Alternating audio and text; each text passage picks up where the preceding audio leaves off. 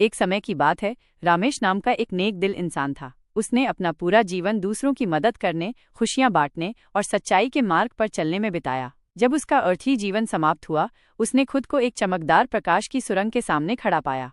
तभी एक शांत और मधुर आवाज आई, रामेश, तुमने अपना जीवन सच्चाई और प्रेम के मार्ग पर जिया है। अब समय आ गया है कि तुम अपनी अगली यात्रा शुरू करो। रामेश ने जैसे ही सुरंग में कदम रखा, उसके जीवन की यादें उसकी आंखों के सामने चमक उठीं, उसके प्यार भरे पल, उसकी निस्वार्थ सेवा और वो चुनौतियां जिनका उसने साहस से सामना किया। जल्द ही वो स्वर्ग के विशाल और भव्य द्वारों तक पहुंच गया। वहां एक सुनहरे वस्त्र पहने द्वारपाल ने मुस्कुराते हुए उसका स्वागत किया। स्वागत है, रामेश, द्वारपाल ने कहा। यहाँ आत्माएं अनंत शांति और आनंद का अनुभव करती हैं। द्वार खुलते ही रामेश ने एक सुंदर दृश्य देखा। हरी भरी वादियां, झरनों की मधुर ध्वनि और आकाश में सुनहरी किरणें बिखरी हुई थीं। हर तरफ आनंद और प्रेम की भावना थी।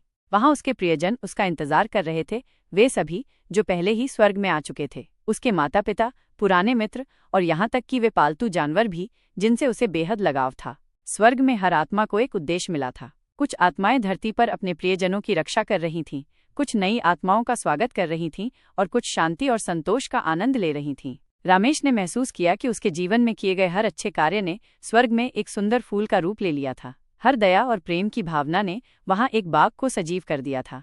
सबसे बड़ी सच्चाई जो उसने जानी वो ये थी, प्रेम कभी समाप्त नहीं होता और अच्छाई का प्रभाव सदा बना रहता है। इस तरह रामेश ने शांति और आनंद के साथ स्वर्ग में अपनी नई यात्रा शुरू की। सीख, जीवन में सदैव प्रेम और करुणा का मार्ग अपनाएं, क्योंकि आपके नेक कर्म स्वर्ग में सदैव जीवित रहते हैं।